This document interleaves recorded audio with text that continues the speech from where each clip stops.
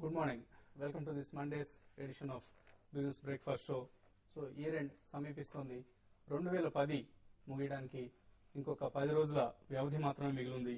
మొత్తం మీద భారత ఆర్థిక చరిత్రలో 2010 ఒక గుర్తుంచుకోదగ్గ సంవత్సరంగా మిగిలిపోతుంది, పీరియడ్గా మిగిలిపోతుంది. అంతర్జాతీయ ఆర్థిక సంక్షోభం తర్వాత భారతీయ ఆర్థిక వ్యవస్థను ప్రపంచంలోనే ఒక బెస్ట్ ఎకానమీగా ప్రపంచ దేశాలన్నీ గుర్తించింది ఈ ఏడాది.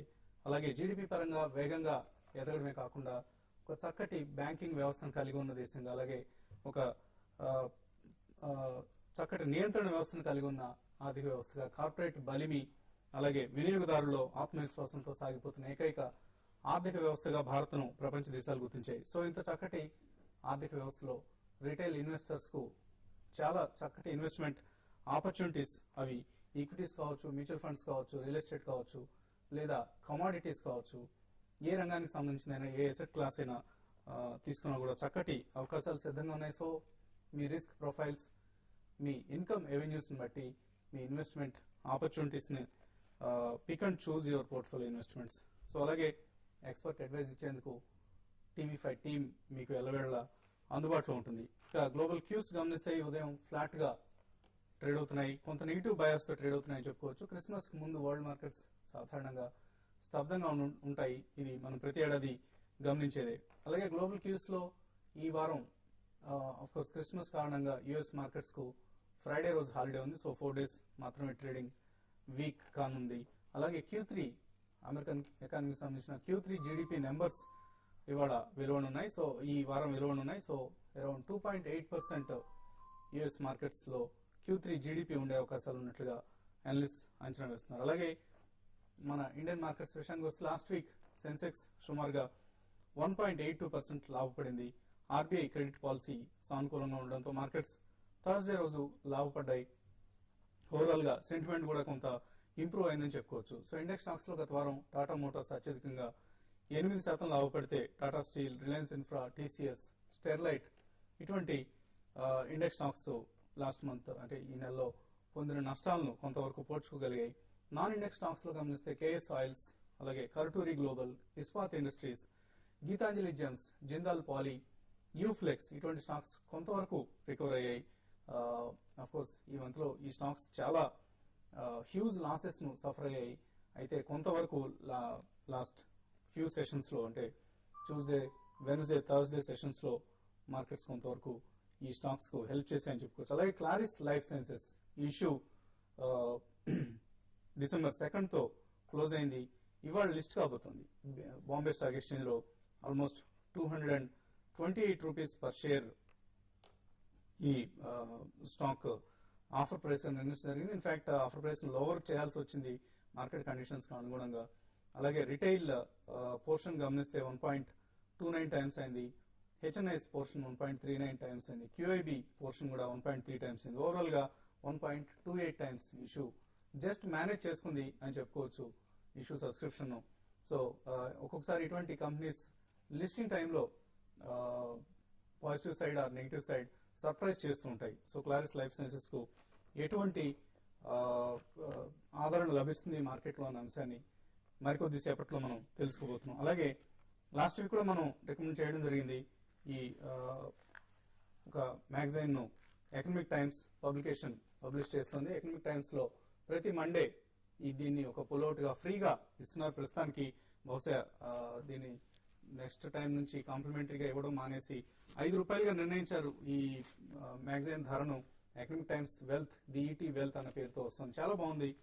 ఇన్ఫాక్ట్ ప్రతి ఇన్వెస్టర్ ఆర్ ఈవెన్ ట్రేడర్స్ కూడా ఉంచుకోదగ్గ కాపీ ఇది.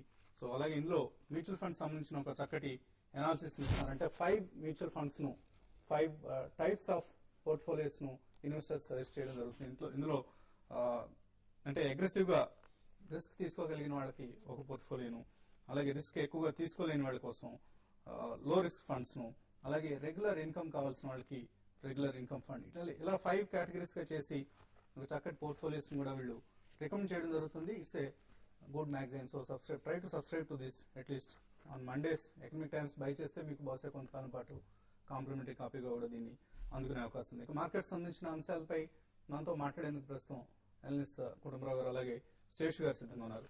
సో శేష్ గారు, ఈ వీక్ ట్రెండ్ ఎలా ఉంటుందని ఎక్స్పెక్ట్ చేస్తున్నారు? షార్ట్ టర్మ్ ఎలా ఉండబోతుంది మార్కెట్స్? సో ఒకటండి, ఈ వీక్ ట్రెండ్ అయితే కొంచెం ఫ్లాట్ గా ఉండే అవకాశం ఎక్కువ ఉంది. ఎందుకంటే మనకి గ్లోబల్ మార్కెట్స్ అన్ని కూడా చాలా ఫ్లాట్ గా ఉన్నాయి. దాని తర్వాత ఇప్పుడు మళ్ళీ కొత్తగా ఏంటంటే సౌత్ కొరియా నార్త్ కొరియా మధ్య టెన్షన్స్ వల్ల ఈ రోజు ఏషియన్ మార్కెట్స్ అన్ని కూడా కొంత నెగిటివ్ లో ఉన్నాయి. తర్వాత యుఎస్ మార్కెట్ లో 4 days ఉన్నాయి. ఓవరాల్ గా ఏంటంటే మార్కెట్ లో వాల్యూమ్స్ అనేది నాట్ ఓన్లీ ఇండియా, గ్లోబల్ కూడా వాల్యూమ్స్ కూడా స్లోగా తగ్గిపోతున్నాయి. అప్పుడే పెద్దగా అప్ మూవ్ గానీ డౌన్ మూవ్ గానీ ఉండే అవకాశం లేదు. చాలా వరకు ఫ్లాట్ గా కొన్ని స్టాక్ స్పెసిఫైడ్ లేకపోతే సెక్టర్ స్పెసిఫైడ్ యాక్షన్ ఎక్కువ ఉండే అవకాశం ఉంది. ఎగ్జాంపుల్ లాస్ట్ వీక్ చూస్తే షుగర్ స్టాక్స్ అన్ని కూడా చాలా స్ట్రాంగ్ గా ట్రేడ్ అయినాయి. తర్వాత ఫెర్టిలైజర్ స్టాక్స్ కూడా కొంత లో నుంచి బాగా రికవర్ అయినాయి. ఈ విధంగా కొంచెం సెక్టర్ వైజ్ గా మార్కెట్ పోయే అవకాశం ఉంది. మార్కెట్ లో పెద్ద అప్ మూవ్ అయితే ఇక్కడ నుంచి ఉండకపోవచ్చు. లాస్ట్ ఫ్రైడే మాత్రం మార్కెట్ లో నుంచి రికవర్ అయింది. అయితే అది ప్యూర్లీ షార్ట్ కవరింగ్ అని చెప్పొచ్చు. నెగిటివ్ న్యూస్ లేవు. ఆ తర్వాత ఆ టైంలో యూరోప్ మార్కెట్ లో కొంత స్ట్రాంగ్ ఉండడం వల్ల మన మార్కెట్ లో హ్యూజ్ షార్ట్ కవరింగ్ రావడం చూసాము. ఈ రోజు మాత్రం కొంత మార్కెట్ నెగిటివ్ బయస్ తో ఓపెన్ అయ్యే అవకాశం ఉంది. అక్కడ నుంచి డే అంతా కూడా నెగిటివ్ గానే ఉంటుంది. అయితే షార్ట్ టర్మ్ కి మాత్రం మార్కెట్స్ ఓవరాల్ గా అప్ ట్రెండ్ కొనసాగే అవకాశం ఎక్కువ ఉంది. ఎందుకంటే ఇప్పుడున్న పరిస్థితులు even last week FIs investment తగ్గినా కూడా మార్కెట్ లో నుంచి బాగా రికవర్ 1.5% పైన రికవర్ అయినాయి. కాబట్టి షార్ట్ టర్మ్ వ్యూతో నెక్స్ట్ మంత్ క్వార్టర్ రిజల్ట్ ఉన్నాయి. తర్వాత బడ్జెట్ ఉంది. ఇవన్నీ దృష్టిలో పెట్టుకుంటే డౌన్ సైడ్ రిస్క్ అనేది చాలా లిమిటెడ్ గా ఉంటుంది. ఒక 5% ఆ లెవెల్లో ఉంటుంది. ఒకవేళ 5-7 పైన సస్టైన్ అయితే నిఫ్టీ పెద్ద డౌన్ సైడ్ రిస్క్ ఉండే అవకాశం లేదు. స్టాక్స్ కూడా లో నుంచి బాగా రికవర్ అవుతున్నాయి కొన్ని స్టాక్స్. కాబట్టి షార్ట్ టర్మ్ వ్యూ అయితే మార్కెట్ లో కొంత కరెక్షన్ తట్టుకొని గ్లోబల్ గా నెగిటివ్ న్యూస్ కానీ లేకుండా ఉంటే మాత్రం మార్కెట్ లో మంచి ఇక్కడ నుంచి మళ్ళీ న్యూ ఇయర్స్ కి నెక్స్ట్ ఇయర్ నేను అనుకోవడం జనవరి ఫిబ్రవరిలో మళ్ళీ న్యూ ఇయర్స్ కి వచ్చే అవకాశం ఎక్కువ ఉంది. ఓకే, సో మీరు ఎలా ఉంటుంది అనుకుంటున్నారు? Short to medium term outlook ఎలా ఉంది మార్కెట్ సంబంధించి? జనరల్లీ హాలిడే మూడ్ లోకి వచ్చారండి చాలా మంది అనమాట. ఎందుకంటే market players in fact globally Christmas holidays అనేది అటు సైడ్ వెస్టర్న్ మార్కెట్స్ కి మేజర్ ఈవెంట్ అనమాట. కాబట్టి వాల్యూమ్స్ సబ్డ్యూడ్ గానే ఉంటాయి ఇన్ జనరల్. బట్ ఒకటి మన దగ్గర ఇది థర్స్డే యాక్షన్ వెనస్డే యాక్షన్ చూస్తూ ఉంటే క్వైట్లీ తిరిగి open interest in F&O segment 1,50,000 crores వచ్చేసింది.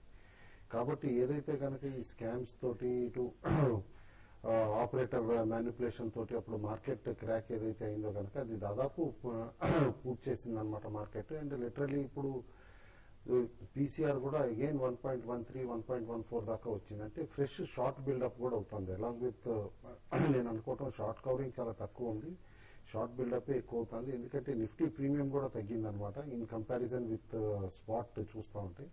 కాబట్టి మేబీ 5920 దగ్గర సపోర్ట్ ఇవాళ తీసుకుంటే కనుక డెఫినెట్లీ అనుకోవటం ఇండిసెస్ 6,000 కూడా అటెంప్ట్ చేసే పాసిబిలిటీ ఉంది. రూల్ అవుట్ చేయలేం. ఇన్ జనరల్ నేను మాత్రం మార్కెట్స్ పైన పాజిటివ్ గా ఉన్నాను మేబీ ఫ్రమ్ హియర్ ఆన్వర్డ్స్. ఎందుకంటే డౌన్ సైడ్ 2 times టెస్ట్ చేసింది 5700, ఒకసారి 5690, ఒకసారి 5720. కాబట్టి 5940, 5960 బ్యాండ్ పైన సస్టైన్డ్ గా కపుల్ ఆఫ్ డేస్ క్లోజింగ్ వస్తే కనుక ఆల్ ది వే 6100 కూడా ర్యాలీ అయ్యే పాసిబిలిటీ ఉంది. అందరూ అనుకున్నట్టు స్పొరాడిక్ సెల్లింగ్ తప్పితే ఎఫ్ఐది కరెంట్ లెవెల్స్ నుంచి మేజర్ గా రాకపోవచ్చు అని అనుకుంటున్నాను. ఎందుకంటే ఇయర్ ఎండ్ బోనసెస్ కోసం కూడా చాలా మంది ఫండ్ మేనేజర్స్ స్టాక్స్ మార్కప్ చేస్తారనుకుంటున్నా కానీ కాస్త తగ్గించారని చెప్పేసి కూడా అనుకుంటున్నా. All in all buy on declines approach చేయమంటారండి from current stage onwards. Okay అండి. అలాగే ఈ వారం లిస్ట్ కాబోతున్న మరొక ఇష్యూ షిప్పింగ్ కార్పొరేషన్ ఆఫ్ ఇండియా 140 రూపీస్ కి ఈ షేర్స్ ను ఆఫర్ చేయడం జరిగింది. ఇష్యూ ఓవరాల్ గా 4.8 times ఓవర్ సబ్స్క్రైబ్ అయింది. ప్రత్యేకించి రిటైల్ ఇన్వెస్టర్స్ నుంచి ఎక్కువ రెస్పాన్స్ లభించింది compare to the QIBs and HNIs issue. So బహుశా రేపు కానీ ఎల్లుండి కానీ ఈ స్టాక్ లిస్ట్ అయ్యే అవకాశాలు కనిపిస్తున్నాయి. షిప్పింగ్ కార్పొరేషన్ ఆఫ్ ఇండియా ఇందాక చెప్పినట్లుగా ఇవాళ క్లారిస్ లైఫ్ సైన్సెస్ లిస్ట్ కాబోతుంది. అలాగే ఇందాక రికమెండ్ చేసిన economic times wealth just glance చేస్తుంటే మిస్టేక్స్ ఆఫ్ కోర్స్ అన్ని పబ్లికేషన్స్ లో ఉంటూ ఉంటాయి. సెన్సెక్స్ వీక్లీ గెయిన్ 3.23% అంటూ ఇవ్వడం జరిగింది. సో ఇటువంటి మిస్టేక్స్ మినహాయిస్తే otherwise magazine is good. So try to subscribe to this. ఇప్పుడు వచ్చిన బ్రేక్ తీసుకున్నాం.